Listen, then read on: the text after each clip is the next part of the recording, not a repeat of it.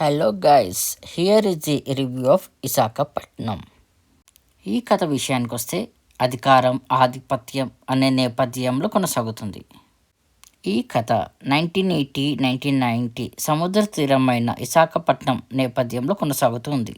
బ్రతుకు తెరువు కోసం విశాఖపట్నంలో అడుగుపెట్టిన నాయుడు తన తెలివితేటలతో ఎలా ఎదిగాడు, తన సామ్రాజ్యాన్ని ఎలా విస్తరించాడు అనేటిదే ఈ కథ.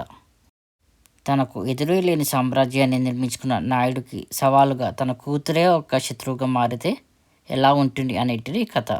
ఈ పోరులో ఎవరు గెలిచారు, ఈ పోరాటంలో తండ్రి గెలిచాడా లేదా కూతురు గెలిచిందా అనేటిదే ఈ కథ. కథనం పాతదైనా చాలా ల్యాగ్గా అనిపిస్తుంది. మొత్తం 7 ఎపిసోడ్లు ఉండగా ఈ విశాఖపట్నం చాలా ల్యాగ్గా అనిపిస్తుంది. చాలా నెమ్మదిగా కొనసాగుతూ ఉంటుంది. ఇక మైనస్ విషయానికి వచ్చేసరికి కథనం పాతది అయినా ట్విస్ట్లను ముందే ఊహించవచ్చు. కొత్తగా ఆసక్తికరమైన విషయాలు ఏమీ లేవు. ఇక ఫైనల్ వర్డిక్ట్ వచ్చేసరికి ఒకసారి చూడవచ్చు. అసలు సీజన్ 1కే ఎండ్ చేయాల్సినది సీజన్ 2 అవసరమా అనిపిస్తుంది. ఈ సిరీస్ అమెజాన్ ప్రైమ్లో స్ట్రీమ్ అవుతుంది. చూడాలనుకుంటే చూడవచ్చు, కానీ చూడటానికి చాలా ఓపిక ఉండాలి. ఈ సిరీస్కు నేను ఇచ్చే రేటింగ్ 3/5.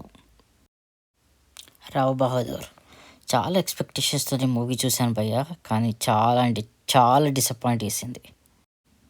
ట్రైలర్ క్రియేట్ చేసిన ఎక్సైట్మెంట్తో మూవీకి వెళ్ళాను, కానీ చాలా ల్యాగ్గా ఉంది. ల్యాగ్ కన్నా అల్ట్రా ల్యాగ్ ప్రోమాక్స్ అనుకోవచ్చు. ఫిలిం నాన్ లీనియర్ స్క్రీన్ ప్లేగా వెళ్తుంది. నాకైతే నేను ఓపెన్గా చెప్తున్నాను, ఫస్ట్ 45 minutesకి చాలా ల్యాగ్ అనిపించి నిద్ర కూడా వచ్చేసింది భయ్య. నేనైతే సత్యదేవ్ అండ్ మహా మీద చాలా ఎక్స్పెక్టేషన్స్తో మూవీ చూశాను, కానీ ఎక్స్పెక్టేషన్స్కి అస్సలు రీచ్ అవ్వలేదు. లైక్ ఫిలింలోన repeated screenplay and scenes ఒకదాని తర్వాత ఒకటి అవే రిపీట్ అవుతున్నట్టు మనకు అనిపిస్తూనే ఉంటాయి. ఒక చిన్న అనుమానం సైకలాజికల్గా ఎలా పర్సన్ ఎఫెక్ట్ చేస్తుంది అనేది ఈ మూవీ స్టోరీ. ఈ ఫిలింలోన సత్యదేవ్ యాక్టింగ్ సూపర్గా ఉంది అండ్ సాంగ్స్ కూడా కొన్ని బాగానే ఉన్నాయి. ఫిలింలోన కూడా క్యారెక్టర్స్ పెద్దగా ఎక్కువ లేవు. Almost like 3 to 4 important characters మాత్రమే, అండ్ వాటి చుట్టూ ఈ ఫిలిం మొత్తం తిరుగుతూనే ఉంటుంది.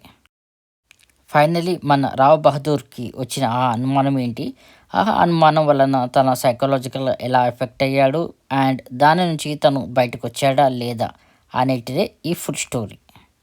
Film is around 2 hours 45 minutes and it's two lag అనుకోవచ్చు. ఈ ఫిలింలోన చెప్పుకోదగ్గ అది ఏమైనా ఉంది అనుకుంటే అది ప్రీ క్లైమాక్స్ అండ్ క్లైమాక్స్, ఈ రెండు అయితే చాలా చాలా బాగున్నాయి అండ్ డోంట్ మిస్ ఇట్. ఈ ఫిలింకి నేను ఇచ్చే రేటింగ్ 3/5. ఇప్పుడు మనం మాట్లాడుకోబోయే మరో ఫిలిం వచ్చేసరికి రాజా శివాజీ. ఇది మనకు తెలిసిన కథ అయినా మళ్ళీ తెరకెక్కించారు. ఇది వచ్చేసరికి మొఘల్స్ మరియు మరాఠా సామ్రాజ్యానికి జరిగిన యుద్ధం ఆధారంగా తెరకెక్కించారు. రాజా శివాజీ ఇది వచ్చేసరికి 17th century నుంచి స్టార్ట్ అవుతుంది.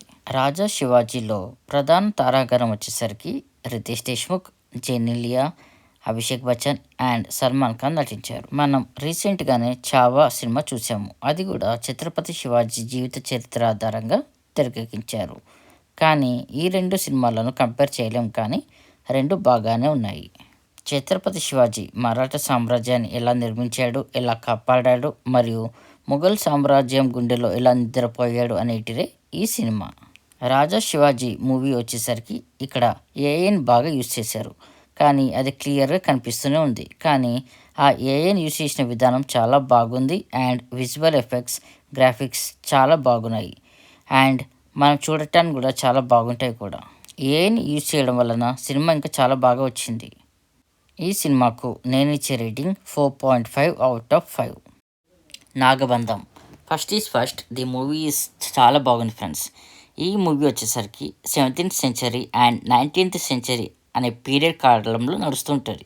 మూవీ వచ్చేసరికి 19th century పీరియడ్లో ఓపెన్ అవుతుంది. ఇక్కడ వచ్చేసి ఆర్కియాలజిస్ట్ జగతి బాబు ఎన్నో మిస్టరీస్ని సాల్వ్ చేసిన జగతి బాబు గారు నాగబంధం అనే మిస్టరీని సాల్వ్ చేయగలిగారా లేదా అనేటిది తను ఎక్స్ప్లెనేషన్ ద్వారా చెప్తూ ఉంటారు. నాగబంధం మూవీ వచ్చేసరికి మొత్తం బ్రహ్మకమలం అనే టాపిక్ చుట్టూ తిరుగుతూనే ఉంటుంది. అసలు ఆ బ్రహ్మకమలం ఏంటి అనేటిదే ఈ నాగబంధం స్టోరీ. 17th centuryలోన విరాట పురుషుని ఆలయంలో అసలు ఏముంది లోపల అని తెలుసుకోవడానికి ఉపయోగపడే బ్రహ్మకమలం అనేటిది ఒక కీ లాంటిది. అది ఎలా ఉపయోగించాలి అనేటిది నాగబంధం అనే బుక్‌లో రాసి ఉంటుంది. అది సాధించిన జగపతి బాబు అండ్ టీమ్ అసలు ఏం చేశారు? దాని గురించి తెలుసుకోవడానికి వాళ్ళు ప్రయత్నిస్తారు. మరో పక్క వచ్చేసరికి ఎన్నో వేల సంవత్సరాల నుంచి బందీగా ఉన్న ఒక బైరాగిని అతన్ని విడిపించడానికి ఆ బ్రహ్మకమలం ఎలా ఉపయోగపడుతుంది, అతను దాన్ని సాధించడానికి ఎటువంటి ప్రయత్నాలు చేశాడు.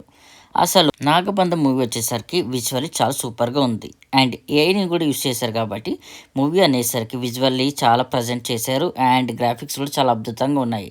అండ్ నాగబంధం దగ్గర వచ్చే సీన్స్, ఆ స్నేక్స్ కానీ అండ్ చాలా చాలా ప్రజెంట్ చేశారు అభిషేక్ నామగారు. మూవీ వచ్చేసరికి 3 అవర్స్ డ్యూరేషన్ ఉన్నప్పటికీ అక్కడక్కడ కొన్ని బోరింగ్ సీన్స్ ఉన్నా మూవీ మాత్రం ఓవరాల్గా చాలా బాగుంది.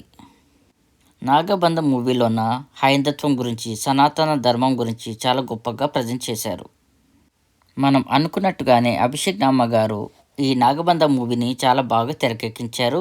అండ్ హైందత్వం గురించి కూడా చాలా బాగా చెప్పారు.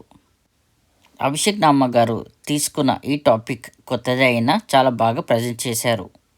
నాగబంధం మూవీకి నేనిచ్చే రేటింగ్ 4.5 అవుట్ ఆఫ్ 5.